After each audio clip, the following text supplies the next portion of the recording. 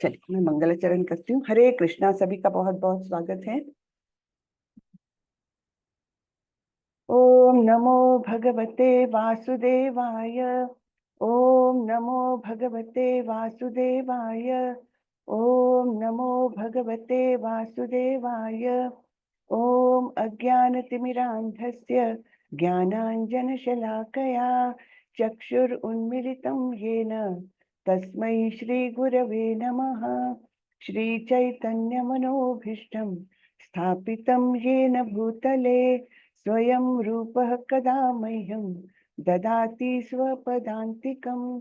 वन्देऽहं श्रीगुरो श्रीयुतपदकमलं श्रीगुरुन् वैष्णवांश्च श्रीरूपं साग्रजातं सहगण रघुनाथान्वितं तं सजीवं साद्वैतं सावधूतं परिजनसहितं कृष्ण चैतन्य देवं श्री राधा कृष्ण पादान् सहगण ललिता श्री विशाखान्वितांश्च। हे कृष्ण करुणा सिंधु दीनबंधु जगतपते गोपेश गोपिका कांत श्री राधा कांत नमोस्तुते। तप्त कांचन गौरांगी राधे वृंदावनेश्वरी वृषभानुसुते देवी प्रणमामि हरिप्रिये। नमो विष्णुपदाय कृष्णपृष्ठाय भूतले श्रीमते भक्ति वेदांत स्वामी इति नामिने।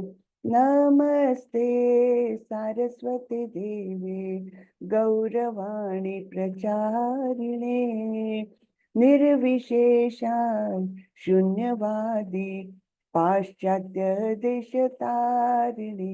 जय श्री कृष्ण चैतन्य प्रभो नित्यानंदा श्री अद्वैत गदाधर श्रीवासादि गौर भक्त वृंदा। हरे कृष्णा कृष्ण कृष्ण हरे हरे, हरे रामा राम राम हरे हरे, हरे कृष्णा कृष्ण कृष्ण हरे हरे, हरे राम राम राम हरे हरे। हरे कृष्णा सभी को। हरे कृष्णा माता जी, दंडवत प्रणाम। दंडवत प्रणाम प्रभु। हरे कृष्णा। तो चौथे अध्याय का अंत जो किया था भगवान ने, वो क्या बोला था कि इस प्रकार अपने अज्ञान को तुम ज्ञान के शस्त्र से काट दो और युद्ध करो, खड़े हो जाओ और युद्ध करो, है ना। तो तस्माद अज्ञान संभूतम ऋत्सम ज्ञानासिनात्मनः छित्त्वैन संशयम योगम उत्तिष्ठोत्तिष्ठ भारत। अतएव तुम्हारे हृदय में अज्ञान के कारण जो संशय उठे हैं उन्हें ज्ञान रूपी शस्त्र से काट डालो। हे भारत, तुम योग से समन्वित होकर खड़े हो और युद्ध करो। हाँ? तो योग से समन्वित होकर, ज्ञान से परिपूर्ण होकर और फिर तुम युद्ध करो। युद्ध से बचो मत। तो यहाँ पर हम थोड़ा सा तात्पर्य पढ़ लेते। पिछले अध्याय का अंतिम श्लोक है ये। इस अध्याय में श्रीला प्रभुपाद की जय। इस अध्याय में जिस योग पद्धति का उपदेश हुआ है वह सनातन योग कहलाती है। इस योग में दो तरह के यज्ञ कर्म किए जाते हैं। एक तो द्रव्य का यज्ञ, दूसरा आत्मज्ञान यज्ञ जो विशुद्ध आध्यात्मिक कर्म है। यदि आत्म साक्षात्कार के लिए द्रव्य यज्ञ नहीं किया जाता तो ऐसा यज्ञ भौतिक होता है। केवल आत्मज्ञान के लिए अगर द्रव्य यज्ञ किया जाए तो फिर वो दिव्य है, अन्यथा वो भौतिक है। किंतु जब कोई आध्यात्मिक उद्देश्य या भक्ति से ऐसा यज्ञ करता है तो वह पूर्ण यज्ञ है। आध्यात्मिक क्रियाएं भी दो प्रकार की होती है। एक है आत्मबोध, यानी अपने स्वरूप को समझना, तथा श्री भगवान विषयक सत्य। तो ये दो प्रकार की आध्यात्मिक क्रिया है बताई गई है। एक तो स्व के बारे में जानना, हाँ, स्वरूप को जानना, आत्मबोध, और दूसरा है भगवान के बारे में जानना। जो भगवद गीता के मार्ग का पालन करता है वह ज्ञान की इन दोनों श्रेणियों को समझ सकता है। उसके लिए भगवान के अंश स्वरूप आत्मज्ञान को प्राप्त करने में कोई कठिनाई नहीं होती। ऐसा ज्ञान लाभप्रद है क्योंकि ऐसा व्यक्ति भगवान के दिव्य कार्यकलापों को समझ सकता है। तो इस प्रकार ये पिछले अध्याय का अंत हुआ था। अब हम आगे बढ़ते हैं 5वें अध्याय की ओर, जिसका नाम है कर्मयोग। लेकिन कैसा कर्म? कृष्ण भावना भावित कर्म। तो ये बड़ा ही सुंदर चैप्टर है और ज्यादा बड़ा भी नहीं है। इसमें 2-3 श्लोक बड़े ही अच्छे हैं जो आप लोगों ने कंठस्थ कर लेने चाहिए। अर्जुन उवाच संन्यासं कर्मणां कृष्ण पुनर्योगं च शंससि यच्छ्रेय एतयोरेकं तन्मे ब्रूहि सुनिश्चितम्। अर्जुन ने कहा, हे कृष्ण, पहले आप मुझसे कर्म त्यागने के लिए कहते हैं और फिर भक्ति पूर्वक कर्म करने का आदेश देते हैं। क्या आप अब कृपा करके निश्चित रूप से मुझे बताएंगे कि इन दोनों में से कौन अधिक लाभप्रद है? तो फिर से अर्जुन के मन में संदेह उत्पन्न हो गया, है ना, और वो अपनी जिज्ञासा प्रकट कर रहे हैं। और कैसे प्रकट कर रहे हैं? विनीत भाव से, कृपा करके निश्चित रूप से मुझे बताएंगे कि इन दोनों में से कौन अधिक लाभप्रद है। चैलेंजिंग टोन में नहीं, है ना, विनीत भाव से कृष्ण से प्रश्न कर रहे हैं कि कौन सा मार्ग ज्यादा अच्छा है, कौन सा लाभप्रद है। तो हम तात्पर्य थोड़ा सा पढ़ लेते हैं। श्रीला प्रभुपाद की जय। भगवत गीता के इस 5वें अध्याय में भगवान बताते हैं कि भक्ति पूर्वक किया गया कर्म शुष्क चिंतन से श्रेष्ठ है। भक्ति पथ अधिक सुगम है, सरल है। भक्ति पथ, है ना, सुख पूर्वक संपन्न किया जा सकता है, क्योंकि दिव्य स्वरूपा भक्ति मनुष्य को कर्म बंधन से मुक्त करती है। तो कैसी भक्ति है ये? दिव्य स्वरूपा भगवान के प्रति की गई भक्ति मनुष्य को कर्म बंधन से मुक्त करती है। द्वितीय अध्याय में आत्मा तथा उसके शरीर बंधन का सामान्य ज्ञान बताया है। याद है ना सबको? दूसरे अध्याय में हमने देखा था कि आत्मा ही जो है वो देह को, भौतिक देह को धारण करती है, और हम क्या करते हैं? अपने आप को गलत आइडेंटिफाई करते हैं। अपना स्वरूप हम देह स्वरूप मानते हैं, है ना, देहात्म बुद्धि से हम कार्य करते हैं। लेकिन दूसरे अध्याय में ही हमको बताया है कि हम कौन है? हम देही है। हमने देह का आवरण ऊपर लगाया है। जैसे हम लोग वस्त्र पहनते हैं, वैसे ही आत्मा ने इस देह को पहना हुआ है ना। ये हमने दूसरे अध्याय में जाना था। उसी में, यानी दूसरे अध्याय में ही बुद्धि योग अर्थात भक्ति द्वारा इस भौतिक बंधन से निकलने का भी वर्णन हुआ है। तृतीय अध्याय में यह बताया गया है कि ज्ञानी को कोई कार्य नहीं करने पड़ते। चतुर्थ अध्याय में भगवान ने अर्जुन को बताया है कि सारे यज्ञों का परिवर्तन ज्ञान में होता है, किंतु चतुर्थ अध्याय के अंत में भगवान ने अर्जुन को सलाह दी कि वह पूर्ण ज्ञान से युक्त होकर उठे और युद्ध करे। अतः इस प्रकार एक ही साथ भक्तिमय कर्म और तथा ज्ञान युक्त अकर्म की महत्ता पर बल देते हुए कृष्ण ने अर्जुन के संकल्प को भ्रमित कर दिया।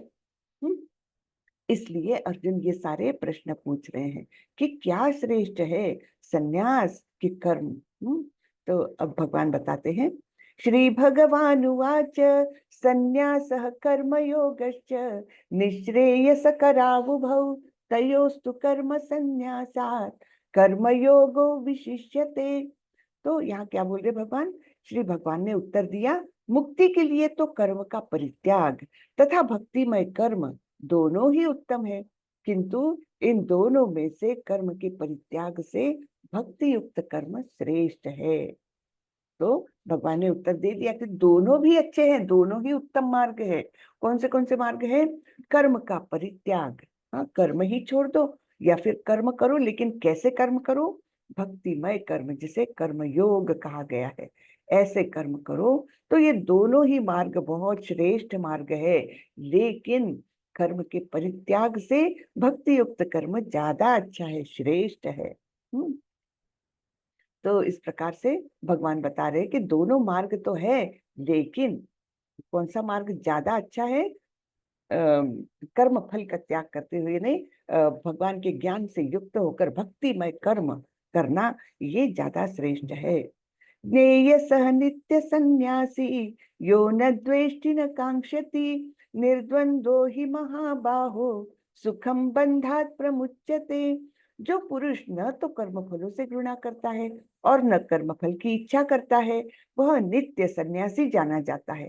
हे महाबाहु अर्जुन, ऐसा मनुष्य समस्त द्वंद्वों से रहित होकर भव बंधन को पार कर पूर्णतया मुक्त हो जाता है।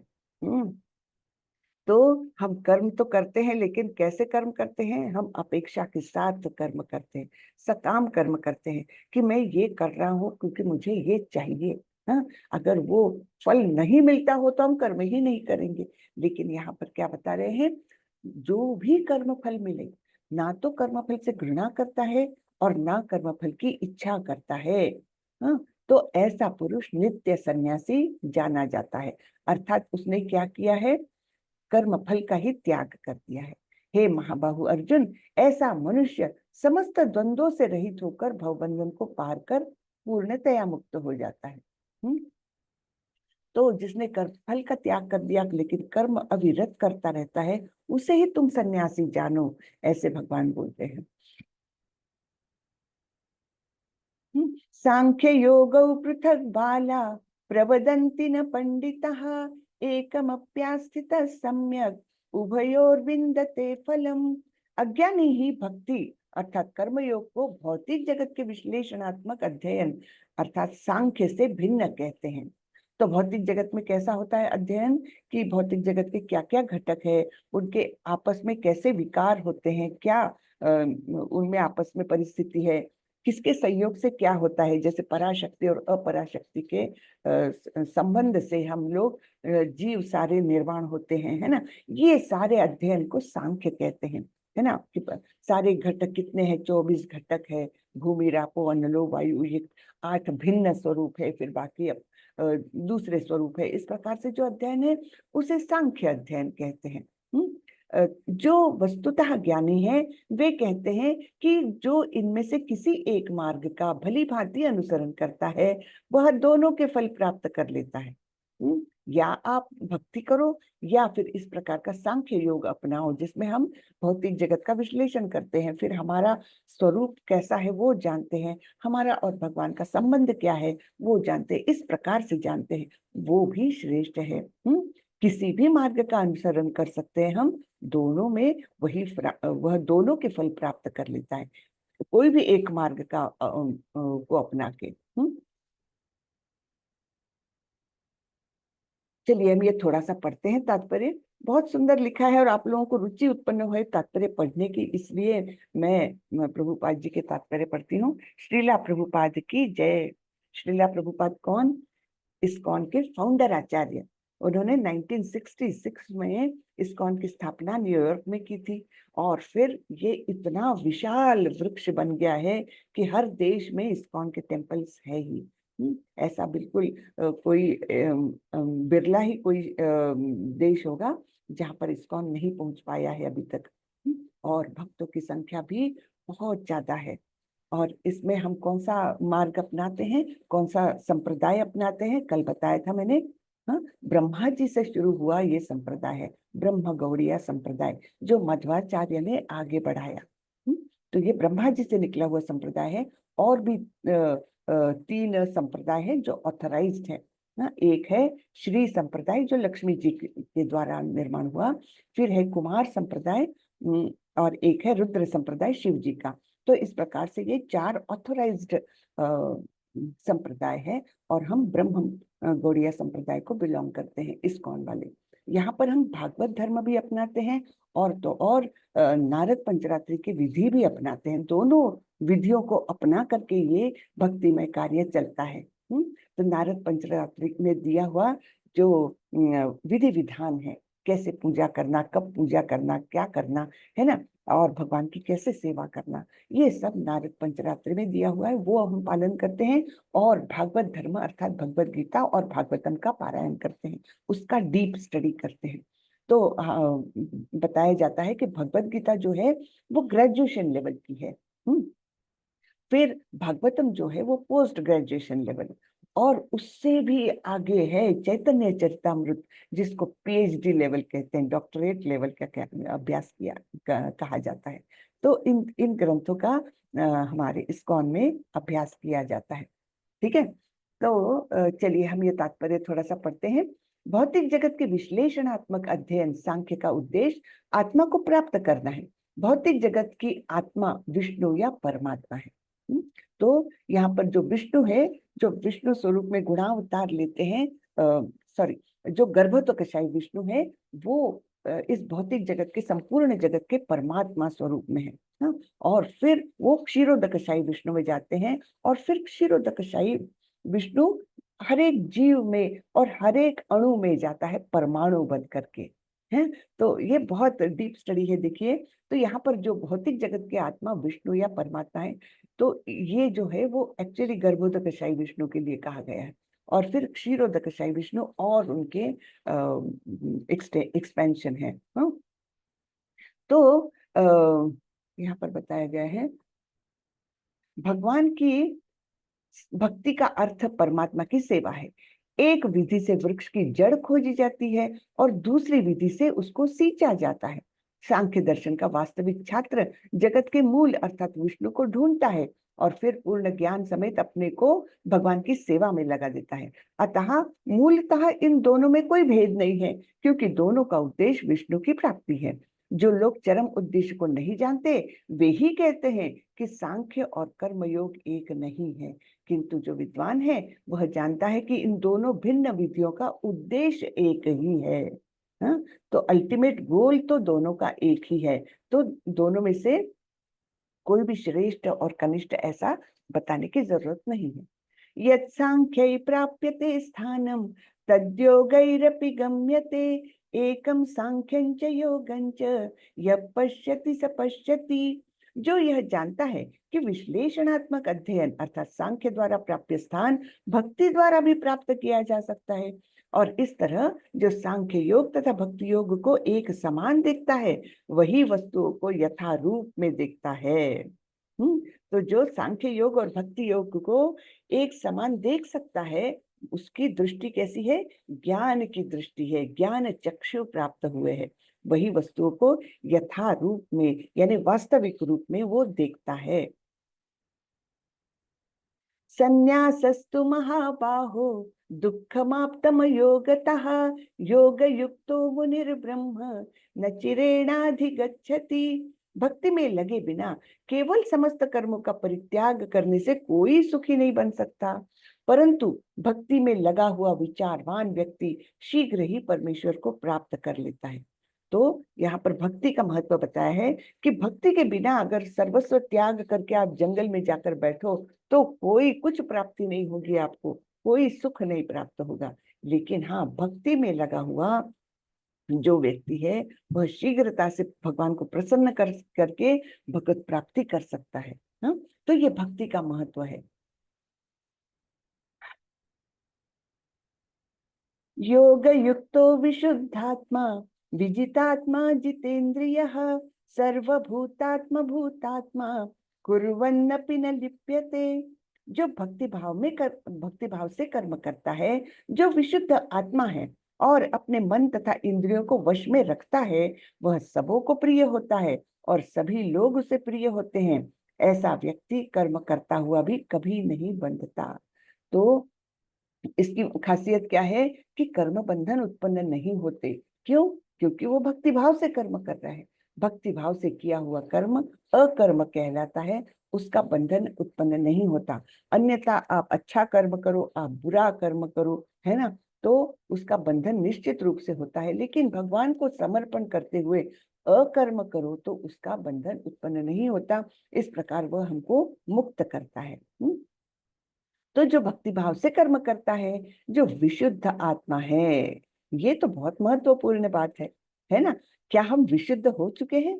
नहीं, हमको तो बहुत दूर का रास्ता तय करना है ना। और वो कैसे होगा? हम जैसे जैसे जप करेंगे, जैसे जैसे सेवा करेंगे, अभी तो शायद हमको उसमें रुचि ना आए, लेकिन फिर भी वो प्रोसेस ऐसी है कि एकदम सटीक प्रोसेस है, और जिसके माध्यम से हमारा शुद्धिकरण होता है। इसलिए ये नहीं सोचना चाहिए कि मुझे तो आनंद ही नहीं आ रहा है ये जप करने में, मुझे तो बहुत बोर लग रहा है, टाइम ही नहीं कटता है, नींद आती है, विचारों का कोलाहल मन में आ जाता है जैसे ही जप करने बैठती। कोई बात नहीं, धीरे धीरे धीरे प्रयत्न करते रहिए और फिर एक समय ऐसा आएगा कि उसमें रुचि उत्पन्न हो जाएगी। मैंने आप लोगों को बताया था 3 स्टेजेस है नाम जप की। कौन सी? एक तो पहली स्टेज है जो हम लोगों की स्टेज है, वो कैसी है? अपराध सहित नाम ले रहे हैं। 10 अपराध किसने किसने उसको लिख के रखा है, या किसने किसने अच्छे से उसको स्टडी किया है? जरा हैंड रेस करे तो। जो 10 नाम अपराध क्षमा माता जी ने डाले थे व्हाट्सएप ग्रुप में, पढ़े हैं आप लोगों ने? हरे कृष्णा, पढ़े हैं या नहीं पढ़े हैं? कोई जवाब नहीं दे रहा, यानी किसी ने नहीं जी माता माता माता जी जी पढ़े पढ़े हैं। पढ़े माता जी। नहीं पढ़े माता जी। नहीं पढ़े हैं तो फिर पढ़िए आप। हाँ, 1 दिन पहले ही डाले थे, फिर से रिपीट कर दीजिए क्षमा माता जी। ओके, तो वो 10 नाम अपराध क्या है वो जानना बहुत जरूरी है, और वो रोज बोलने पड़ते हैं। इस्कॉन के टेम्पल में नाम जब शुरू करने के पहले ये 10 अपराध बोले जाते हैं। क्यों? क्योंकि इससे बचे रहना है हमको, रोज रोज बचे रहना है। हर बार नाम जब करते हैं तो इन अपराधों को याद करके उनसे बचना है। तो उन नाम अपराधों को बचाते हुए जब हम करेंगे तब दूसरी स्टेज आएगी नामाभास। पहली स्टेज कौन सी है? अपराध सहित नाम लेना। लेकिन दूसरी स्टेज है नामाभास, उसमें हमको कुछ कुछ आनंद आने लगे। हरे कृष्णा, कृपा करके म्यूट रखिए। बताऊं नाम अपराध? हाँ, कौन बोल रहे हैं? अच्छा, हाँ, मीनल माता जी, जी बताइए तो। भगवान नाम के प्रचार में संपूर्ण जीवन समर्पित करने वाले महाभागवतों की निंदा करना। शिव ब्रह्मा आदि देवों के नाम को पर भगवान नाम के समान अथवा उससे स्वतंत्र समझना। गुरु की अवज्ञा करना अथवा उन्हें साधारण मनुष्य समझना। वैदिक शास्त्रों अथवा प्रमाणों का खंडन करना।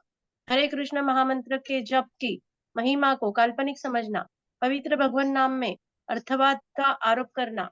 नाम के बल पर पाप करना। हरे कृष्ण महामंत्र के जप को वेदों में वर्णित एक शुभ सकाम कर्मकांड समान कर्मकांड के समान समझना।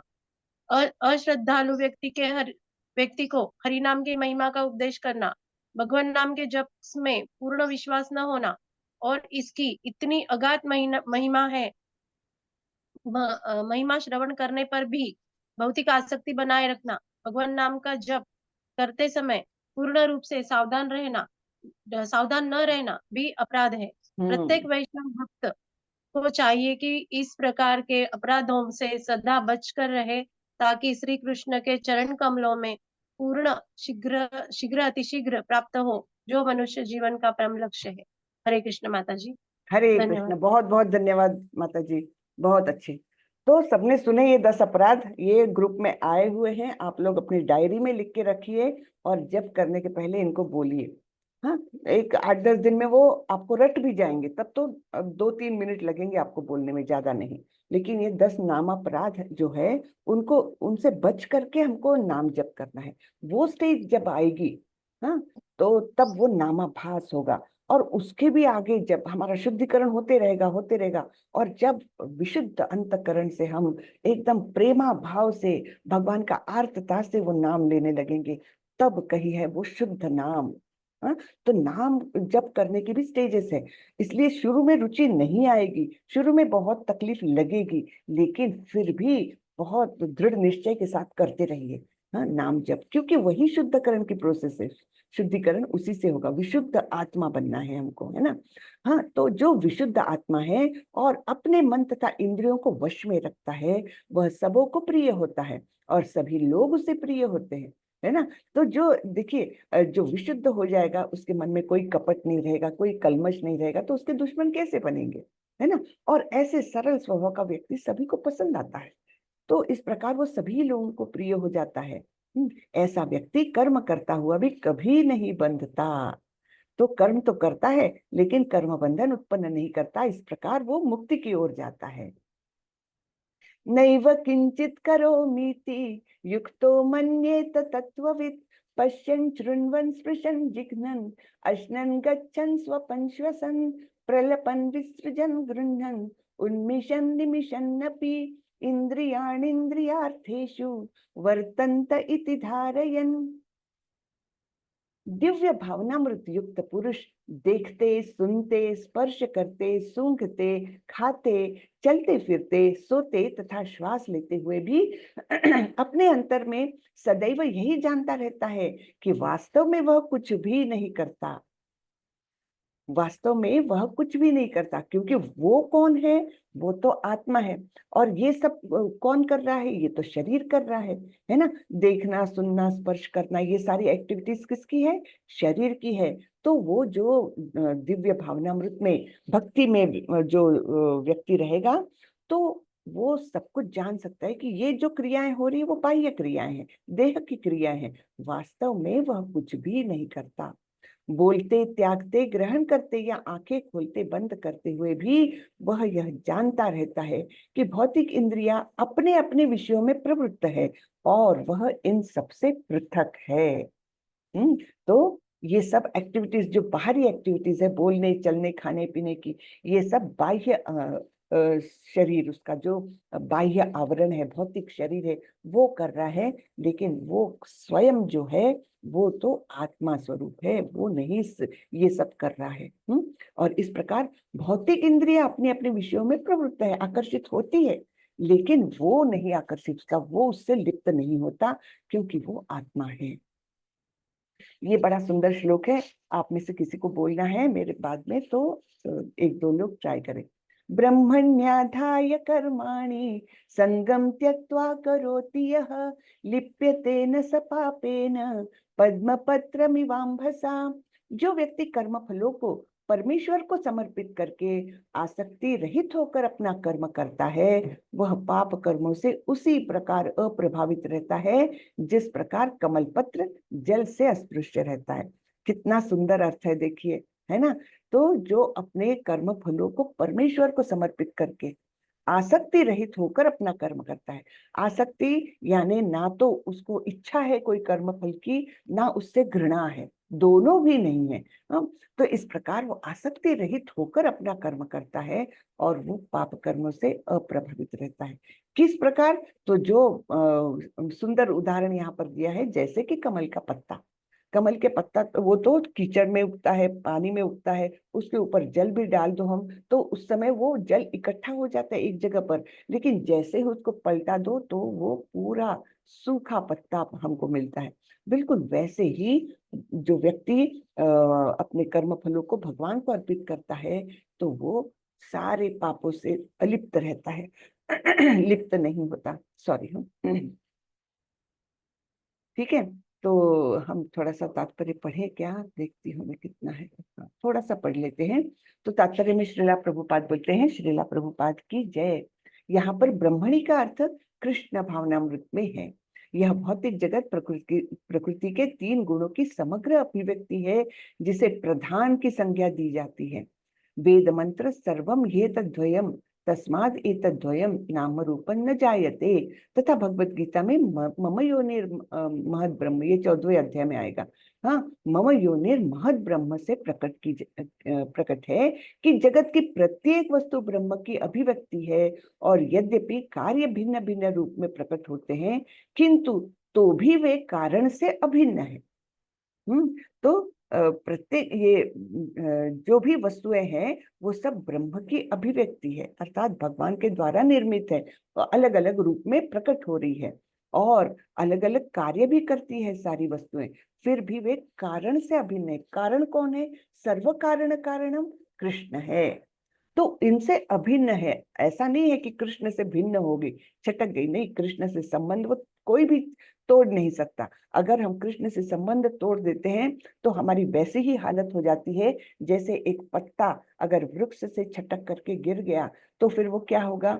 उसको कोई पोषण नहीं मिलेगा, धीरे धीरे धीरे वो खत्म हो जाएगा। तो यहाँ पर बताया है कि सब कुछ वस्तुएं, सारे जीव, सारी वस्तुएं जो है वो ब्रह्म से उत्पन्न है, और सबका कारण कौन है? भगवान, जो सर्व कारण कारणम है ना। ईशोपनिषद में कहा गया है कि सारी वस्तुएं परब्रह्म या कृष्ण से संबंधित है, अतएव वे केवल उन्हीं की है। ईशोपनिषद में बताया गया है ईशावास्यम इदम सर्वम, तो भगवान की ही सारी संपत्ति है, सब कुछ जो भी है वो सब कुछ भगवान का है। तो हम कहाँ से स्वामित्व जताएंगे उस पर, है ना। सभी के स्वामी तो वही है। जो यह भली भांति जानता है कि प्रत्येक वस्तु कृष्ण की है और वे ही प्रत्येक वस्तु के स्वामी है, अतः प्रत्येक वस्तु भगवान की सेवा में ही नियोजित है, उसे स्वभावतः शुभ अशुभ कर्म फलों से कोई प्रयोजन नहीं रहता। तो चाहे शुभ फल चाहे अशुभ फल, उसको उससे कोई फर्क नहीं पड़ता, क्योंकि वो पूर्णतः जानता है हर चीज पर उन्हीं का स्वामित्व है। इसलिए हर चीज उनकी सेवा में ही वापरी जानी चाहिए, यूज होनी चाहिए। ठीक है ना, कितना सुंदर बात बताई है। तो हमको भी, जैसे हम अपना स्वामित्व कैसे बताते हैं, मेरा घर मेरा परिवार, थोड़ा सा सोच के देखिए। ये सब है किसका? ये असली स्वामी तो वो है। उसके बारे में भी एक अंतिम श्लोक इस अध्याय का है, बहुत अच्छा है वो भी। तो जैसे जैसे हम ये विचार अपने मन में दृढ़ करते जाएंगे कि सभी पर सभी के स्वामी तो वही है, तब हम अपने आप को अलिप्त कर सकेंगे और हर चीज को कैसे हम कृष्ण की सेवा में उपयोग में ला सकते हैं उसका विचार करेंगे। कायेन मनसा बुद्ध्या केवलैरिन्द्रियैरपि योगिनः कर्म कुर्वन्ति संगम त्यक्त्वात्मशुद्धये। योगी जन आसक्ति रहित होकर शरीर मन बुद्धि तथा इंद्रियों के द्वारा भी केवल शुद्धि के लिए कर्म करते हैं। तो करना क्या है, हमारी अपनी शुद्धि करना है, शुद्धिकरण करना है अपना।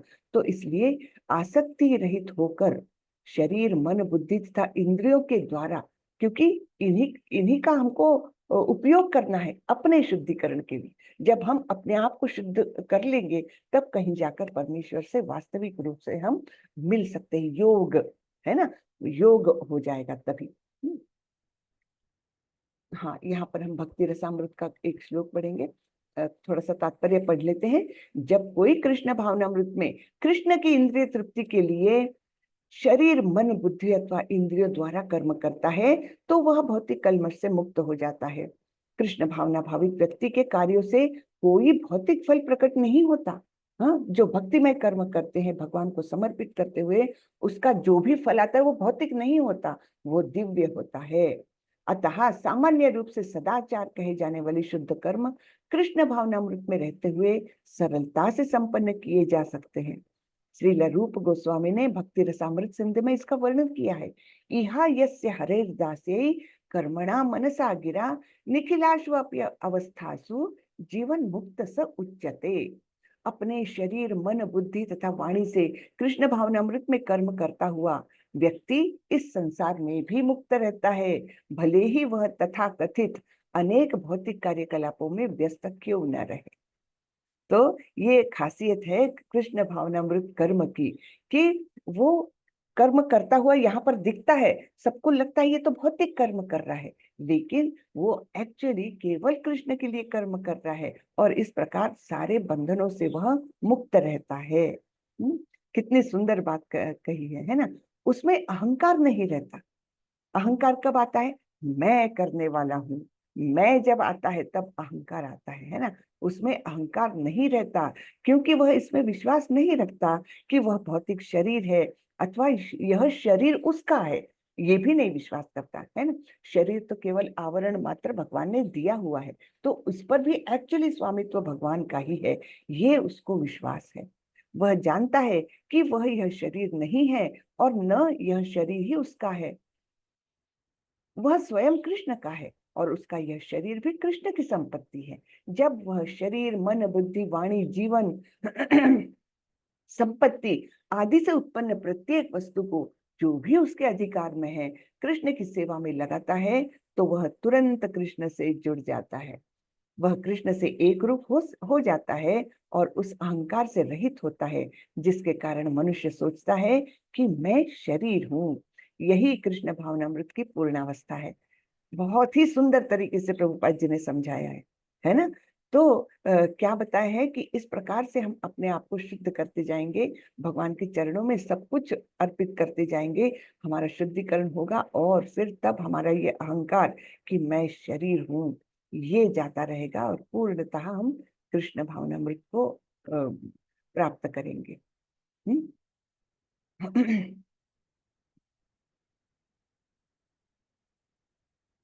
युक्तः कर्म फलं त्यक्त्वा शान्तिमाप्नोति नैष्ठिकीम् अयुक्तः कामकारेण फले सक्तो निबध्यते। निश्चल निश्चल भक्त शुद्ध शांति प्राप्त करता है क्योंकि वह समस्त कर्म फल मुझे अर्पित कर देता है। किंतु जो व्यक्ति भगवान से युक्त नहीं है और जो अपने श्रम का फल कामी है वह बंध जाता है। तो जो हमने ऊपर पढ़ा है कि सब कुछ तो भगवान का ही स्वामित्व है हर चीज पर, तो भगवान की सेवा में ही सब कुछ नियुक्त होना चाहिए, वो है कृष्ण भावना भावित विचार। और जो इस प्रकार का विचार नहीं करता है, जो व्यक्ति इस भावना से युक्त नहीं है, तो फिर वो क्या है, वो बंध जाता है अपने कर्म बंधन में, और फिर उसको अच्छे बुरे परिणाम भुगतने पड़ते हैं, बार बार जन्म लेना पड़ता है। सर्वकर्माणि मनसा सन्न्यस्यास्ते सुखं वशी नवद्वारे पुरे देहि नैव कुर्वन्न कारयन्। जब देहधारी जीवात्मा अपनी प्रकृति को वश में कर लेता है और मन से समस्त कर्मों का परित्याग कर देता है, तब वह 9 द्वारे वाले नगर अर्थात इस भौतिक शरीर के में बिना कुछ किए कराए सुखपूर्वक रहता है। तो ये नगर इसको बताया गया है, एक नगर है, इसके 9 द्वार है, हमारे शरीर के 9 द्वार है। तो जब इस प्रकार हम सभी कर्मों का परित्याग कर देते हैं तो इस नगर में हम बड़े सुखपूर्वक रहते हैं, हमको दुख की बाधा नहीं होती। तो देहधारी जीवात्मा, देह को धारण किया हुआ है ऐसा जीव, वो अपनी प्रकृति को वश में कर लेता है, यानी वो निश्चित रूप से समझता है कि ये चलना फिरना, खाना पीना सोना, ये केवल देह की क्रियाएं हैं, मैं तो कुछ भी नहीं कर रहा हूँ, और जो कुछ है उस पर भगवान का स्वामित्व है, उनकी ही सेवा में करना चाहिए, है ना। और पूर्णतः कर्म फलों का त्याग करते हुए कर्म करता है, तो वो एक्चुअली यानी मन से समस्त कर्मों का परित्याग कर देता है, और तब वो बड़े ही सुखपूर्वक रहता है इस देह में। तो 9 द्वार क्यों बोले हैं इस शरीर के? 9 द्वार यानी आप गिनिए, 2 कान, 2 नथुने, 2 आंखें, 1 मुंह, है ना, 7 हो गए, और फिर गुदा और जननेंद्रिय, ऐसे ये 9 द्वार होते हैं। और इसको कहा गया एक भागवतम में एक बड़ी सुंदर रोचक कथा भी आती है इसके बारे में, उसमें ऐसा ही वर्णन है। पुरंजन नाम का एक काल्पनिक एक व्यक्तित्व बताते हैं, और वो किस प्रकार नव द्वार वाले नगर में रहता है, फिर उस पर कैसे आक्रमण करती है माया, है ना, अलग अलग प्रकार से आक्रमण करती है, और फिर वो पहले तो बड़ा भोग करता है, और फिर जैसे जैसे ये 9 द्वार वाला नगर ढलते जाता है तब उसको कैसे दुख प्राप्त होते हैं। बहुत बहुत ही बड़ा वर्णन किया हुआ है। तो पुरंजन नाम का एक काल्पनिक व्यक्तित्व लिया है, लेकिन वो समझाने के लिए लिया है किसी को, भक्तों द्वारा।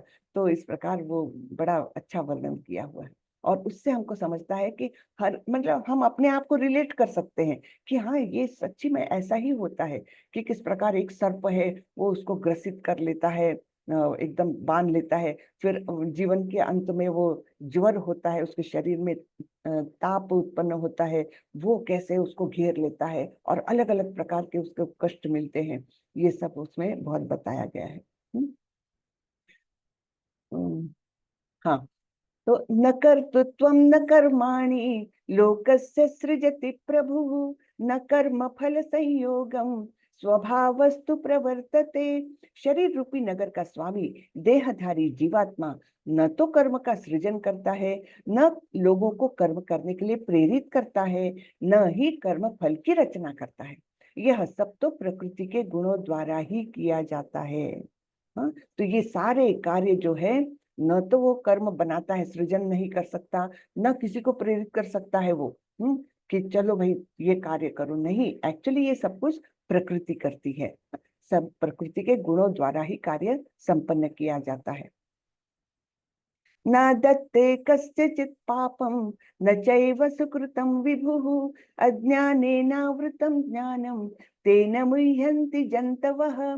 परमेश्वर न तो किसी के पापों को ग्रहण करता है, न पुण्यों को, किंतु सारे देहधारी जीव उस अज्ञान के कारण मोहग्रस्त रहते हैं जो उनके वास्तविक ज्ञान को आच्छादित किए रहता है। तो परमेश्वर जो है वो तो हमारे हृदय में भी बैठे हैं, हमारे परम पिता है, सब कुछ है, हमको गाइड करते हैं, हमारे चैत्य गुरु है, सब कुछ है। फिर भी ना तो वो किसी के पापों को ग्रहण करते हैं ना पुण्यों को, वे सबसे अछूते हैं। हाँ, तो यहाँ पर हम थोड़ा सा पढ़ लेते हैं, लगे तो ये बड़ा है, काफी बड़ा है, चलिए जाने दीजिए। ज्ञाने न तु तदज्ञानम येषां नाशितमात्मनः तेषाम आदित्यवत् ज्ञानम प्रकाशयति तत्परम।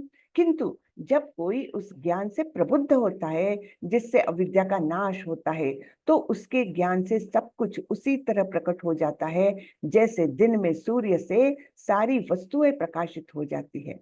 तो कौन सा ज्ञान, कौन से ज्ञान की बात हो रही है? सबसे पहला ज्ञान तो मैं ये शरीर नहीं हूँ, है ना, मैं तो आत्मा हूँ, ये पहला ज्ञान। दूसरा ज्ञान, सब कुछ तो सभी कारणों के कारण भगवान है, उन्हीं का स्वामित्व है हर चीज पर।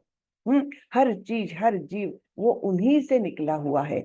ये सब ज्ञान से जब वो प्रबुद्ध हो जाता है ना, तो उसकी अविद्या निकल जाती है, ज्ञान से वो प्रकाशित हो जाता है। और ये ज्ञान कैसा है? बिल्कुल वैसा ही जैसे सूर्य का उदय होता है, अंधेरा छट जाता है। जैसे ही हमको ये ज्ञान प्राप्त होता है, इस ज्ञान को हम आत्मसात करते हैं, तब हमारा सारा अज्ञान मिट जाता है।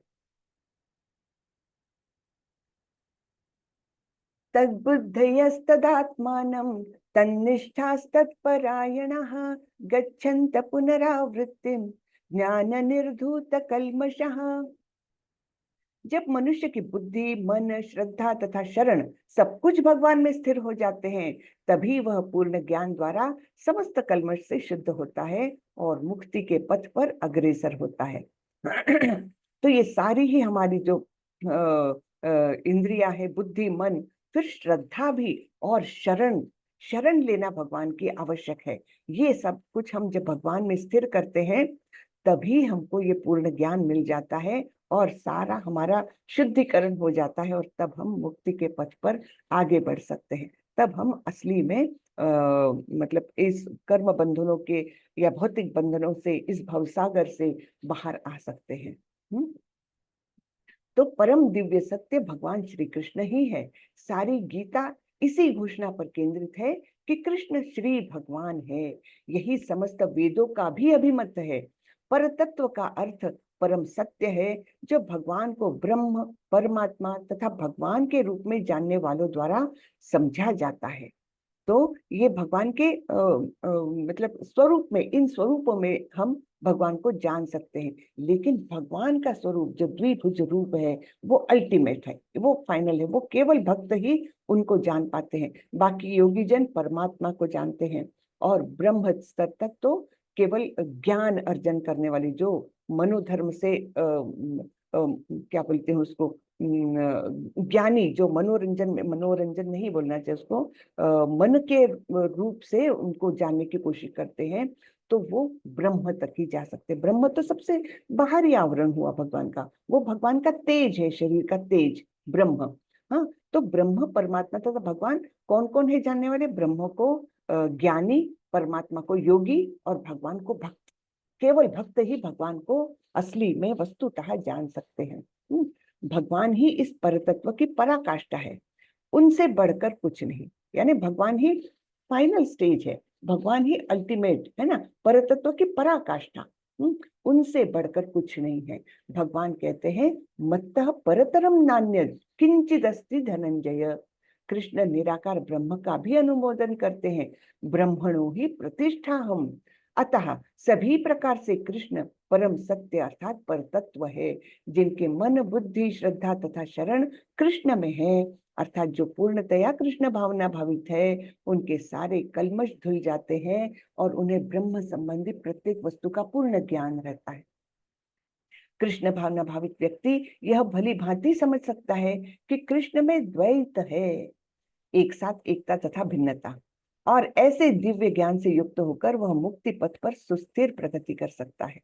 हाँ, तो भगवान का स्वरूप कैसा है कि वो एक साथ अंदर भी रह सकते, बाहर भी रह सकते, है ना, और फिर भी वो नित्य स्वरूप में अपने गोलोक वृंदावन धाम में है। तो एक साथ वो भिन्न भी है और वो एक भी है। इस प्रकार से हम उनको समझ सकते हैं। फिर ये एक बहुत फेमस श्लोक आ रहा है, विद्या विनय संपन्ने ब्राह्मणे गविहस्तिनि शुनि चैव श्वपाके च पंडितः समदर्शिनः। विनम्र साधु पुरुष अपने वास्तविक ज्ञान के कारण एक विद्वान तथा विनीत ब्राह्मण, गाय, हाथी, कुत्ता तथा चांडाल को समान दृष्टि से देखते हैं। तो साधु पुरुष जो पूर्णतः कृष्ण भावना भावित है, तो उसको ज्ञान प्राप्त है कैसा, कि जिसके कारण वो सारे ही जीवों को एक समान देख सकता है, चाहे वो एक ब्राह्मण हो, चाहे वो कुत्ता हो, चाहे चांडाल हो, चाहे हाथी हो, एक समान देख सकता है। यानी वो क्या देखता है, यानी वो देखता है कि हर जीव के अंदर परमात्मा स्थित है। और ऐसा भी नहीं है कि ब्राह्मण के अंदर के परमात्मा बड़े हैं, ज्यादा शक्तिशाली है, और कुत्ते के अंदर के परमात्मा कम शक्तिशाली है। ऐसा कुछ नहीं, परमात्मा बिल्कुल एक समान, एक ही शक्ति से युक्त सभी जीवों के अंदर बैठे हैं, ये वो देख सकता है। हाँ, अब आप बोलोगे तब क्या सबको एक समान देखते हैं, तो फिर क्या ब्राह्मण को प्रणाम करते वैसे कुत्ते को, चांडाल को भी प्रणाम करेंगे? नहीं, ये भौतिकता अलग है, व्यावहारिक तौर पर वह वैसा नहीं करेंगे, लेकिन अंदर से उनको समभाव वो रख सकते हैं, जो कृष्ण भावना भावित है। तो ये वास्तविक ज्ञान है। इहैव तैर्जितः सर्गो येषां साम्ये स्थितं मनः निर्दोषं हि समं ब्रह्म तस्मात् ब्रह्मणि ते स्थितः। जिनके मन एकत्व तथा समता में स्थित है, उन्होंने जन्म तथा मृत्यु के बंधनों को पहले ही जीत लिया है, वे ब्रह्म के समान निर्दोष है और सदा ब्रह्म में ही स्थित रहते हैं। तो जिनके मन एकत्व तथा समता, कि एक समान है, सारे जीवों का स्थान जो है एक समान है, और एक ही भगवान से ये सब कुछ उद्भूत है, तो इस प्रकार का जिनका भाव है उसमें वे पूर्णतः आश्वासित है।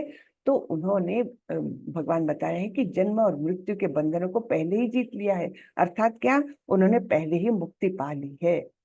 जन्म और मृत्यु का बंधन कब रहेगा? जब हम भौतिक जगत में रहेंगे। आध्यात्मिक जगत में जाएंगे तो हमको शरीर भी आध्यात्मिक मिलेगा, और जो अविनाशी स्वरूप होता है उसका ना तो जन्म होता है, ना ही मृत्यु, है ना। तो ऐसा उन्होंने इस बंधन को पहले ही जीत लिया है, और फिर वे ब्रह्म के समान निर्दोष है, उनमें कोई दोष नहीं, कोई कल्मश नहीं, पूर्णतः शुद्ध है वो, और वे सदा ब्रह्म में ही स्थित रहते हैं, फिर उनका पतन नहीं हो रहा है ना। न प्रहृष्येत् प्रियं प्राप्य नोद्विजेत् प्राप्य च प्रियं स्थिर बुद्धिरसम्मूढ़ो ब्रह्मविद् ब्रह्मणि स्थितः। जो न तो प्रिय वस्तु को पाकर हर्षित होता है और न अप्रिय को पाकर विचलित होता है, जो स्थिर बुद्धि है, जो मोह रहित है और भगवत विद्या को जानने वाला है, वह पहले से ही ब्रह्म में स्थित रहता है। तो ब्रह्म की स्टेज तो उसने पहले ही पा ली है ना। यहाँ भक्त की बात नहीं हो रही है, यहाँ पर ब्रह्म के स्तर तक, यानी ज्ञान से युक्त है ना, कर्म ज्ञान से, ठीक है। तो ये भगवत विद्या को जानने वाला है, वह पहले से ही ब्रह्म में स्थित हो गया। बाह्य स्पर्शेश्व सक्तात्मा विन्दन्त्यात्मनि यत् सुखम स ब्रह्म योग युक्तात्मा सुखम अक्षयमश्नुते। ऐसा मुक्त पुरुष भौतिक इंद्रिय सुख की ओर आकृष्ट नहीं होता, अपितु सदैव समाधि में रहकर अपने अंतर में आनंद का अनुभव करता है। इस प्रकार स्वरूप सिद्ध व्यक्ति पर ब्रह्म में एकाग्र चित्त होने के कारण असीम सुख भोगता है।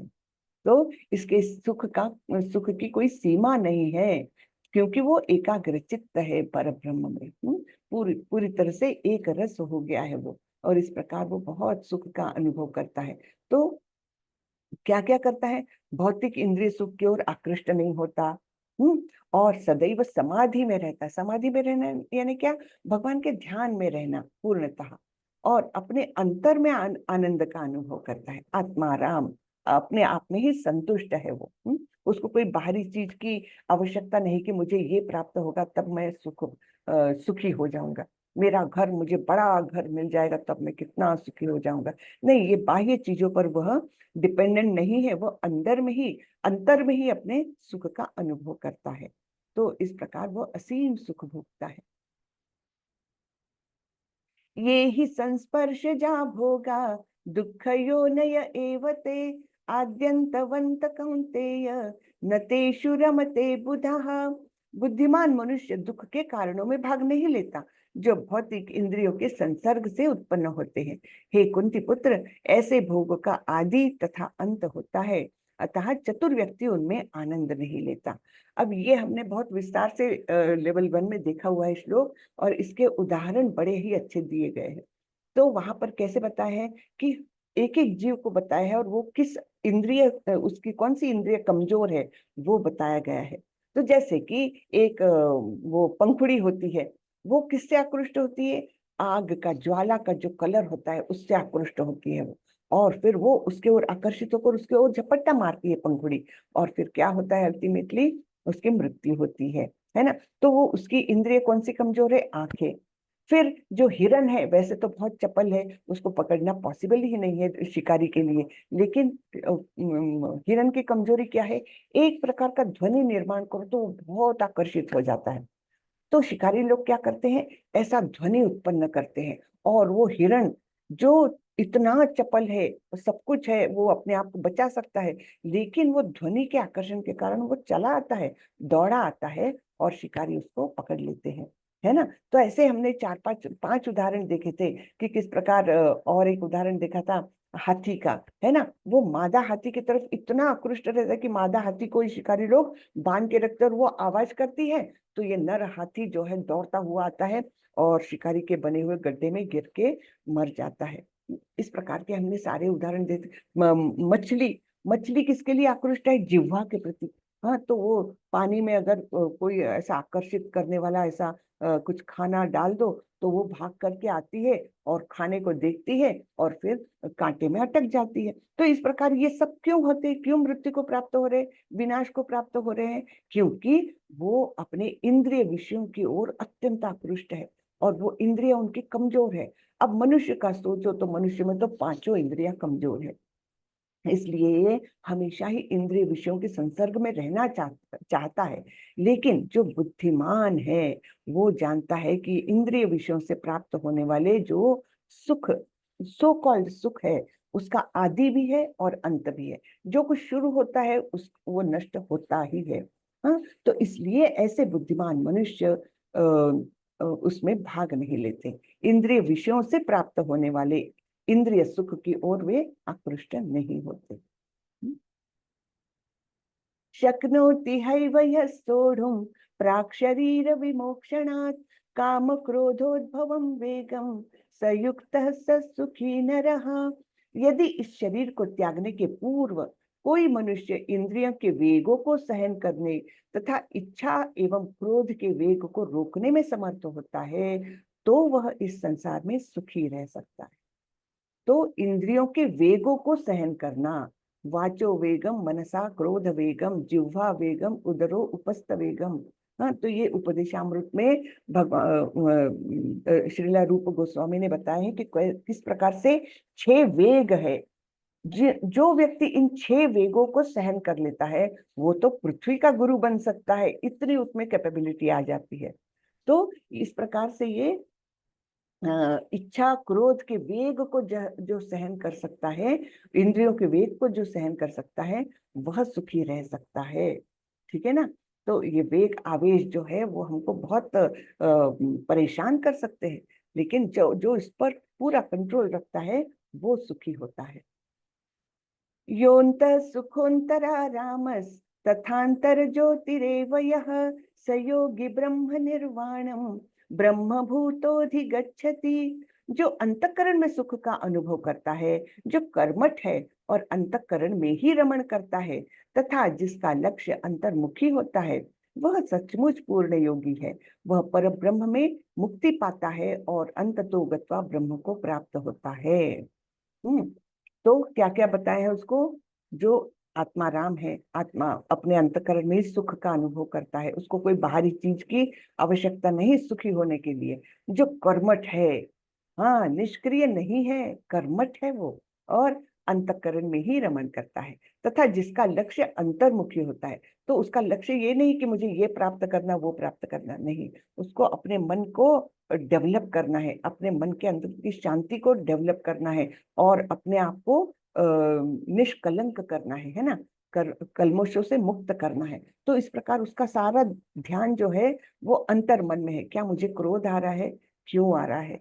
क्या मेरे मन में किसी के प्रति ईर्ष्या आ रही है, क्यों आ रही है? ये नहीं आनी चाहिए। इस प्रकार वो अपने मनोवेग को बराबर वो एनालाइज करते रहता है ना। तो उसका लक्ष्य पूर्णतः अंदर होता है, और इसी को सचमुच पूर्ण योगी कहा गया है।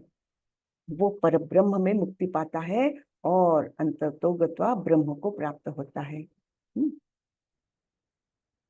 लभन्ते ब्रह्म निर्वाण मृषया क्षीण कल्मषः छिन्न द्वैधायतात्मानः सर्वभूत हिते रतः। जो लोग संशय से उत्पन्न होने वाले द्वैत से परे हैं, जिनके मन आत्म साक्षात्कार में रत है, जो समस्त जीवों के कल्याण कार्य करने में सदैव व्यस्त है, और जो समस्त पापों से रहित है, वे ब्रह्म निर्वाण अर्थात मुक्ति को प्राप्त होते हैं। तो संशय से उत्पन्न होने वाले द्वैत से परे हैं। संशय से क्या क्या उत्पन्न होता है?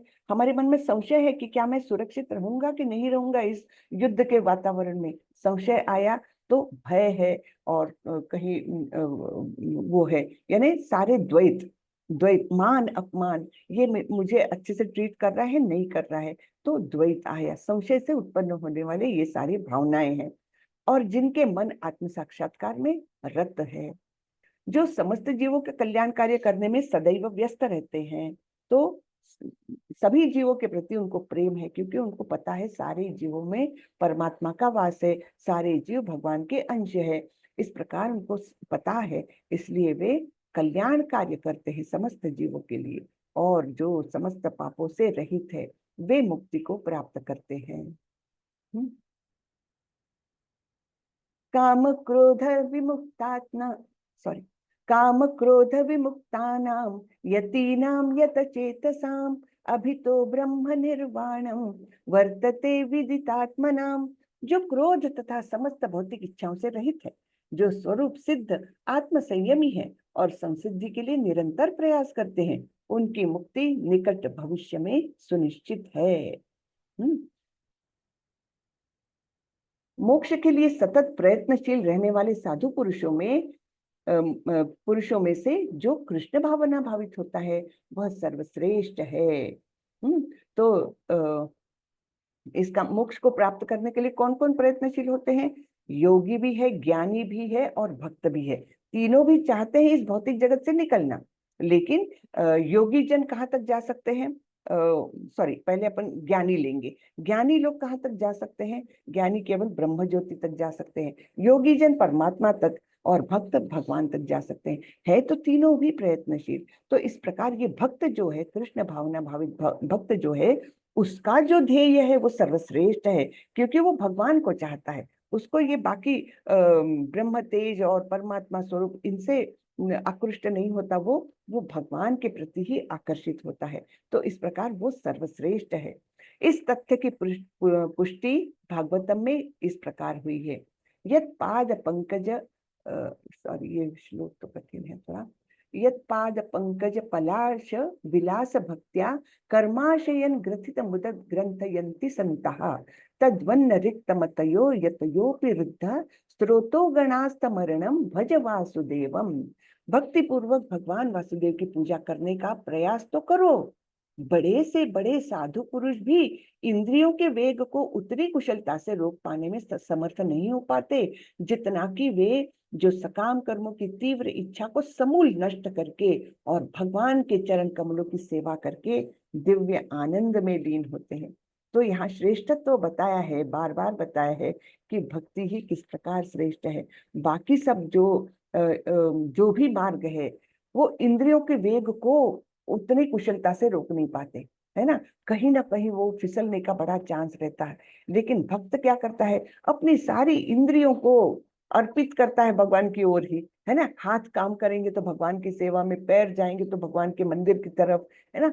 आंखें देखेगी तो भगवान का रूप देखेगी। इस प्रकार सारी इंद्रियों को ही जब उसने भगवान की सेवा में लगा दिया है, तो वो इंद्रियों को कंट्रोल करना नहीं पड़ता, उसको कुछ अतिरिक्त प्रयास करना ही नहीं पड़ता, है ना। तो ये बताया गया है कि भक्त किस प्रकार दिव्य आनंद में लीन रहता है।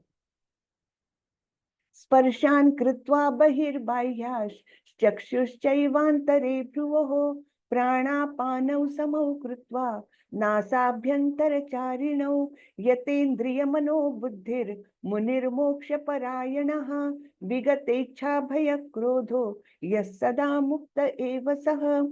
समस्त इंद्रिय विषयों को बाहर करके, दृष्टि को भवों के मध्य में केंद्रित करके, प्राण तथा अपान वायु को नथुनों के भीतर रोककर, और इस तरह मन, इंद्रियों तथा बुद्धि को वश में करके जो मोक्ष को लक्ष्य बनाता है, वह योगी इच्छा, भय तथा क्रोध से रहित हो जाता है।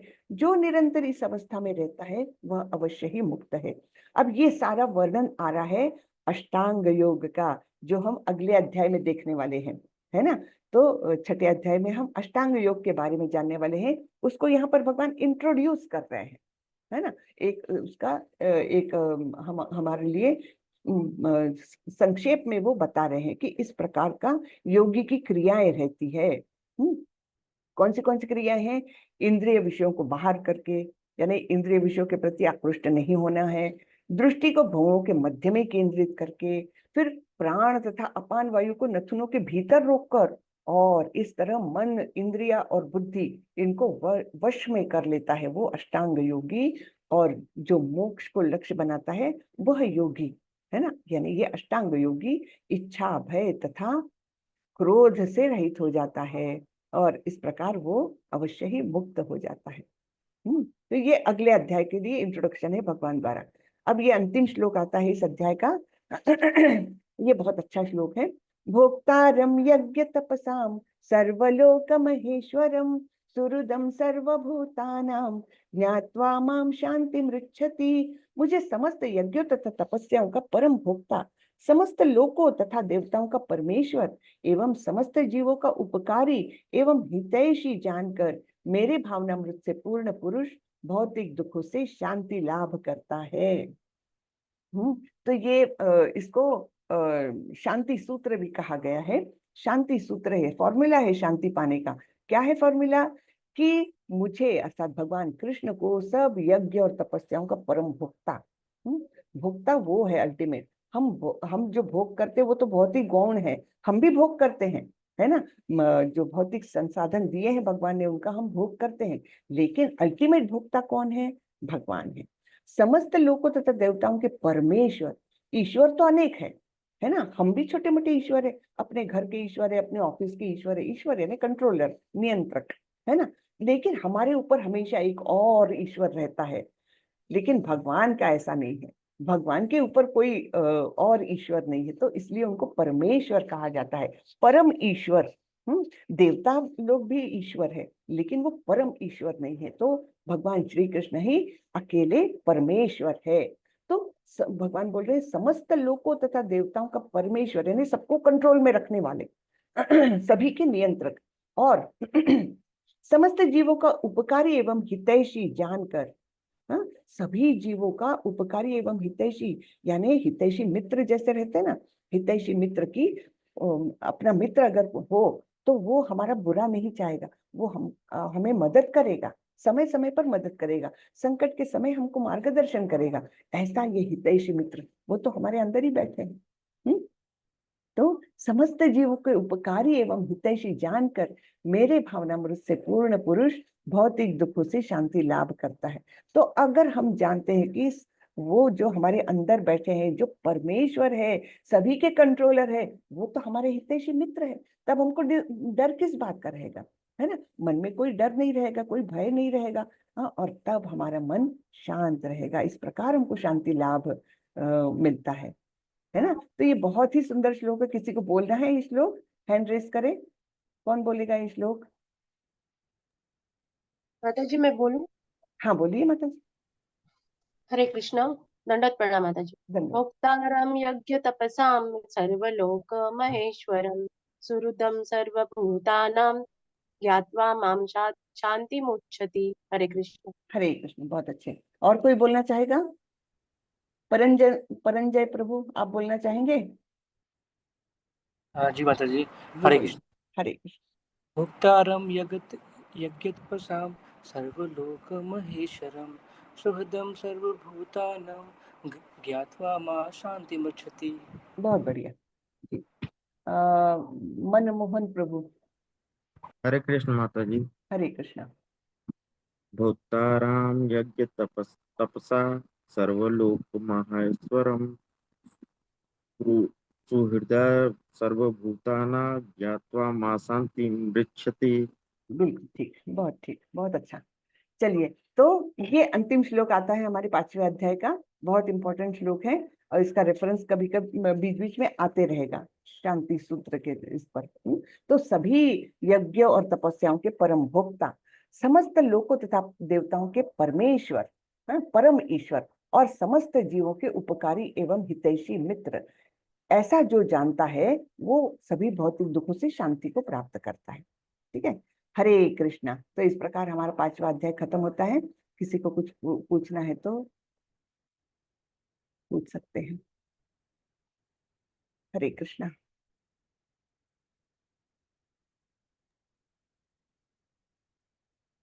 हरे कृष्णा। चलिए, मुझे लगता कोई प्रश्न नहीं है, तो मैं फिर से एक बार रिक्वेस्ट करूंगी, जो 10 नाम अपराध है उनको आप लोग लिख के रखें, उनको रोज बोले और फिर उन नाम अपराधों से बचते हुए नाम लेना है। सबसे आखिरी में जो है वो सबसे इंपॉर्टेंट है एक्चुअली, कि सावधानी पूर्वक नाम जप न करना, ये भी एक अपराध है। जब हमारी सावधानी हटी तो दुर्घटना घटी, है ना। सावधानी जब हटती है तब मन में सारे मतलब वो आने लगते, विचार आने लगते हैं। तो सावधानी पूर्वक करना है। सावधानी कैसे रखेंगे? जो हम मंत्र बोल रहे हैं उसको ध्यान पूर्वक कान से सुनिए, हर शब्द को सुनिए। हाँ, और इस प्रकार फिर ध्यान पूर्वक वो जब आपका जब चलेगा, तब फिर आपको खुद को भी बहुत अच्छा लगेगा और फिर अपराधों से आप बचते जाएंगे। ठीक है, हरे कृष्णा। एक सवाल तो मेरा, जी मतलब ये जो आपने बताया ना कि इंद्रियों के वेगों को सहन करना, तो 6 वेग बताए हैं। एक तो वाणी का हो गया, क्रोध है, हाँ, मनोवेग। मैं बताती हूँ आपको। वाचो वेगम मनसः क्रोध वेगम, यानी वाचा, बोलने का क्रोध, बोलने का वेग। हम एकदम फट से किसी को बोल देते हैं ना कुछ, उसको अपने वाचा को कंट्रोल में रखना। वाचो वेगम मनसः, मन को वश में रखना। क्रोध, क्रोध के वेग पर कंट्रोल रखना। और फिर जिह्वा वेगम, जिह्वा जो खाने के लिए होती, यानी जीभ के तो 2 काम है, एक तो बोलते हैं और खाते हैं। तो जीभ सबसे बड़ा इंद्रिय है जो हमारा दुश्मन होता है एक्चुअली। तो जिह्वा वेगम, ये चौथा हुआ। यानी आहार में भी हमारा कंट्रोल रहना चाहिए। उदर, उदर यानी अपने पेट पर, कि ज्यादा अति भर करके जरूरत से ज्यादा खा लेना, है ना, वो उदर वेगम। और उपस्थ, उपस्थ यानी जननेन्द्रिय। ठीक है, तो ये 6 वेगों को जो कंट्रोल में रख सकता है वो इस पृथ्वी का भी गुरु बन सकता है, ऐसा उसमें बताया गया है। बड़ा सुंदर है। वाचो वेगम मनसा क्रोध वेगम जिह्वा वेगम उदरोपस्थ वेगम एतान वेगम यो विदधाति कामान। क्या है वो? पृथ्वी से शिष्यात, ऐसा है। पृथ्वी के सभी लोगों को वो शिष्य बना सकता है। मैं थोड़ा सा भूल गई 2 शब्द। हाँ, तो वो ये 6 वेग बताए गए हैं मनुष्य के, इनको कंट्रोल में रखना पड़ता है। वाचा वेग, उदर, सॉरी, वाचो वेगम मनस, मन, फिर क्रोध, फिर जिह्वा, फिर उदर और फिर उपस्थ, ऐसे 6 वेग बताए हैं। ठीक है प्रभु। जी माता जी, एक चीज़ और थी इसमें तरह कि जो मतलब कि जो लोग कर्मठ हैं और इंटरनल पीस में रहते हैं, या अपने अपने मतलब अपने पे ध्यान रखते हैं, अंतर मन पे, कि वो क्या कर रहे हैं, कैसे कर रहे हैं, हर चीज़ को एनालाइज करते हैं। तो एक ये है और एक है आत्म साक्षात्कार। तो दोनों चीज़ सेम है क्या? हाँ, करीबन करीबन सेम ही है आत्म साक्षात्कार। और ये जो अंदर, अपने अंदर ही देखता है, अंदर के विकारों को देखता है, वो आत्मा राम ही हुआ। यानी उसका ध्यान इंटरनल है, एक्सटर्नल नहीं है, बाह्य रूप में नहीं जाता। वो अंदर के स्वरूप को वो हमेशा चेक करता रहता है और वहीं पर आनंद पाता है। जी, जी। तो मतलब ये 3 स्टेज जो थी ना, नाम जप की, एक तो नाम अपराध हो गया, उसके बाद में नामाभास, जिसमें हम काफ़ी जब करने के बाद में एक प्यूरिफिकेशन हो जाता है, तो नामाभास मतलब कि हम नाम को फ़ील करने लगते हैं, है ना? हाँ, और हमको लगता है कि हम शुद्ध नाम ले रहे हैं, लेकिन लेते नहीं है, फिर भी उसका आनंद मिलने लगता है हम, वो नामाभास। तीसरे वाले में माताजी क्या वो शुद्ध बिल्कुल नाम, शुद्ध नाम है। फिर पूर्णतः हम हर शब्द के साथ हम भगवान का अनुभव कर सकते हैं। हर शब्द हरे कृष्ण, तब पूर्णतः हम वो इतना स्पष्ट सुन सकते हैं, और उसके साथ हम तुरंत लिंक कर सकते हैं भगवान के स्वरूप को। तो वो तो शुद्ध नाम, वो तो बहुत ही मतलब बहुत ही और दिव्य पुरुषों को प्राप्त होता है वो। इस स्टेज में हमको जो जिसमें तो इसमें हमको कोई भी डिस्ट्रैक्शन नहीं होता, बिल्कुल हम भगवान के नाम को बस जपते रहते हैं, बस हमको हाँ, कहीं ध्यान जाता ही नहीं है। कहीं जाता नहीं है ध्यान। और फिर जो शुद्ध नाम के स्टेज पर नाम के साथ साथ भगवान की लीलाएं और भगवान का रूप गुण, ये सब हमको आंखों के सामने दिखने लगता है। वो अच्छा। बहुत ही दिव्य स्टेज है, बहुत ही दिव्य स्टेज है। तो इसलिए ये स्टेज पर लोग बोलते हैं ना कि आंखों के सामने हमने कृष्ण की मूर्ति लानी चाहिए क्या, और ऐसा इमेजिन करते हैं कि मैं आरती कर रहा हूँ या ऐसे। ये सब कुछ बिल्कुल नहीं करना चाहिए। केवल मुंह से नाम लीजिए, कान से सुनिए, दो ही क्रिया करनी है। हाँ, बाकी जो नहीं तो अगर इसी स्टेज पर हम इमेजिन करने लगते हैं कि मैं बड़ा भक्त हो गया हूँ, मेरे सामने कृष्ण आके खड़े हैं, ये सब इमेजिनेशन है, और ये हमारे एक्चुअल भक्ति में बाधक बनती है। तो ये अपने आप आने वाली स्टेज है वो शुद्ध नाम की। हाँ। वास्तव में जैसे रूप गोस्वामी का कहा जाता है कि वो जब नाम जप करते थे, वो लीलाओं में चले जाते थे भगवान के, और अनेक अनेक लीलाओं का वो आनंद उठाते थे। तो एक बार क्या हुआ कि रूप गोस्वामी ऐसे जप कर रहे थे आंगन में बैठ करके, और वहां से एक व्यक्ति निकला जो थोड़ा सा लंगड़ा था। हाँ, और यहाँ पर रूप गोस्वामी अपने ध्यान मग्न होकर नाम ले रहे हैं, और एक कृष्ण की लीला में थे जहां पर बड़ी ही हंसी मजाक की बातें चल रही थी, ऐसी कुछ चल रही थी, तो ये भी हंसने लग गए। यानी लीला में चले गए थे ना वो, तो वो हंसने लगे। अब वो बेचारा लंगड़ा व्यक्ति जो जा रहा था, उसको गुस्सा आया, उसको लगा कि मेरे पैर में दोष है, इसलिए ये रूप गोस्वामी मुझे देख करके हंस रहे हैं। वो नाराज हो गया। हाँ, अब हुआ क्या, वो भी अच्छा भक्त था, जो लंगड़ा के चल रहा था वो भी भक्त था। फिर हुआ क्या कि किसी का भी देखिए कितना इंपॉर्टेंट है ये। तो वो अब इनको रूप गोस्वामी को तो पता ही नहीं चला कि ऐसे मैंने किसी को मन को ठेस पहुंचाई, ये तो पता ही नहीं चला। लेकिन आगे अगले दिन, दूसरे दिन, तीसरे दिन उनको ऐसा लगा कि मैं उस शुद्धता को नहीं पा रहा हूँ, नाम के उस आनंद को नहीं पा रहा हूँ, कुछ हो रहा है, कुछ गड़बड़ हुआ है मुझसे। तब उन्होंने अपने बड़े भाई सनातन गोस्वामी से पूछा कि मेरा ऐसा कुछ हुआ है कि मेरा अभी ध्यान, मतलब नाम जब जो है वो मुझे उतना आनंद नहीं दे रहा है, कुछ कमी लग रही है, तो क्या हुआ होगा। तब सनातन गोस्वामी बोले, जरूर तुमने कुछ अनजाने ही सही, लेकिन तुमने कुछ वैष्णव अपराध किया है, अर्थात किसी भक्त का दिल दुखाया है। तो रूप गोस्वामी बोले, मैंने तो ऐसा कुछ किया ही नहीं है, ऐसे कैसे होगा, मैंने तो किसी को कुछ बोला ही नहीं है। तो बोले, नहीं, अनजाने में तुमसे हुआ है, कुछ ना कुछ वैष्णव अपराध हुआ है, जिसके कारण तुम्हारे नाम लेने में बाधा पड़ रही है। तो बोले, आप जानेंगे कैसे, किससे मैं माफी मांगू। तो उन्होंने एक तरकीब निकाली। हरे कृष्णा, मेरी आवाज आ रही है क्या? हाँ हाँ माताजी माता जी, आ रही है। तो सनातन गोस्वामी ने उनको एक तरकीब बताई। बोले, तुम एक भोज का आयोजन करो, और सारे भक्तों को, जो भी तुम जिनको भी जानते हो सबको बुला लो खाने पर। जो नहीं आएगा उसके प्रति तुमने अपराध किया है, ये निश्चित जानो। तो इस प्रकार से उन्होंने भोज आयोजित किया, और आजू बाजू के सारे लोगों को, भक्तों को, सबको बुलाया खाना खाने। अब ये लंगड़ा व्यक्ति वहां गया नहीं। तो सनातन गोस्वामी बोले, पक्का से उसके प्रति तुमने कुछ अपराध किया है। तब फिर ये दोनों उनके पास गए, उस लंगड़े व्यक्ति के पास गए, भक्त के पास गए, और बोले, आप क्यों नहीं आए भोज में, आप सभी को आमंत्रण था, आप नहीं आए। तो वो बोले कि तुम तो मुझ पर हंसे थे, तुमने उपहास किया था मेरे लंगड़ेपन का, मैं कैसे आ सकता हूँ। तो रूप गोस्वामी बोले, कब मैंने किया। तो बोले, उस दिन मैं आ रहा था और तुम मुझे देख करके तुम हंसे। तब फिर इन्होंने माफी मांगी, उनकी पैर पकड़ के माफी मांगी कि मेरा बिल्कुल भी ऐसा कोई उद्देश्य था नहीं, मैं अपने नाम जप का आनंद ले रहा था, और उसके कारण शायद मेरे चेहरे पर हंसी दिखी हो आपको, मुझे तो वो भी पता नहीं। हाँ, तो वो हंसी दिखी होगी शायद आपको, और आपको लगा होगा मैंने आपके लिए वो हंस रहा हूँ। तो वैसा कुछ नहीं है, मुझे क्षमा करिए। और जब उन्होंने क्षमा किया तब जाकर ये फिर से अपनी वो स्टेज पा सके। तो वैष्णव अपराध में इतनी भी मतलब ताकत है, देखिए। तो वो शुद्ध नाम में जब जाते तब लीलाओं में जाते हैं, तो वो बहुत अल्टीमेट स्टेज है। लेकिन माता जी, ये जो हमारा इस्कॉन की जो गुरु परंपरा रहती है ना, तो जैसे उसमें एक फोटो है ना, फोटो है, और उसमें 5-6 जो हमारे गुरु जी हैं उनकी बहुत सारी सभी लोगों की फोटो रहती है, तो उनके बारे में थोड़ा सा बताइए अगर।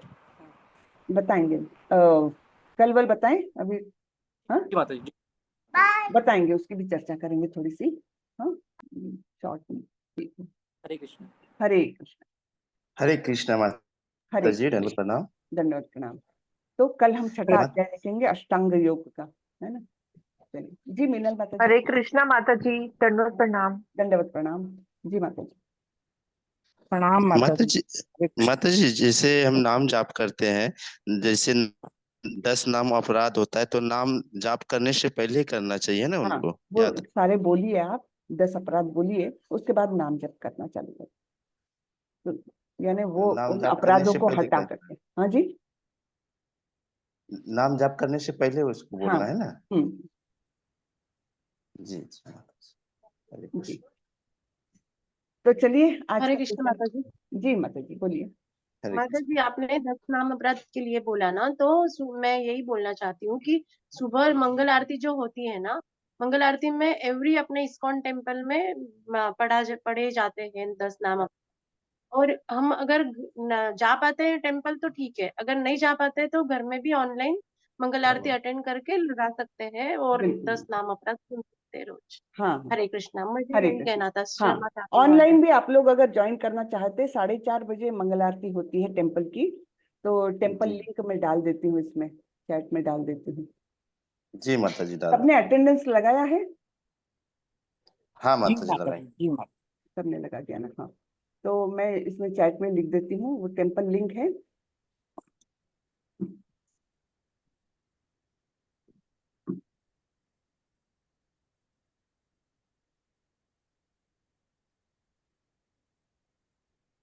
हरे कृष्ण माता जी।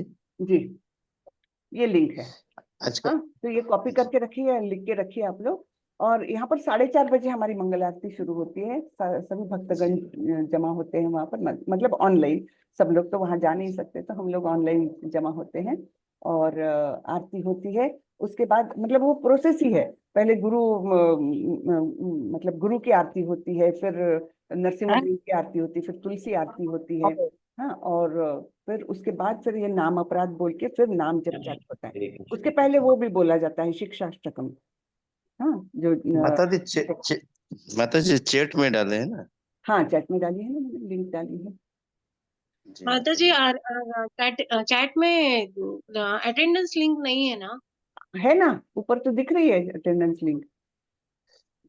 नहीं मुझे मिली नहीं आपको? आई ना। अच्छा, मैं नहीं कॉपी करके डालती हूँ। क्षमा माता जी, आप हैं क्या? जी, मैं डालती हूँ। हाँ, डाल दीजिए।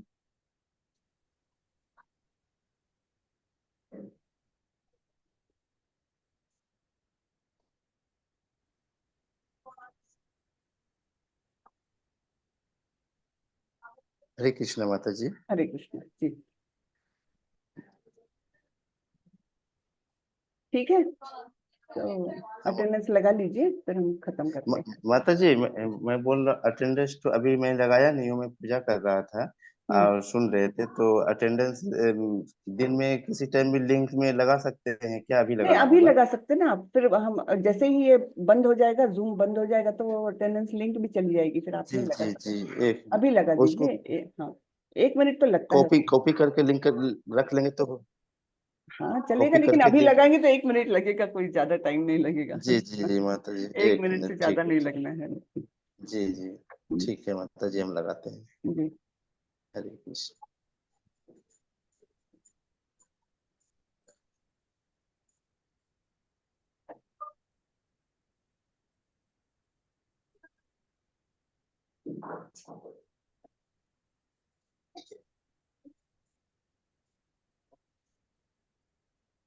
चलिए, हो गया।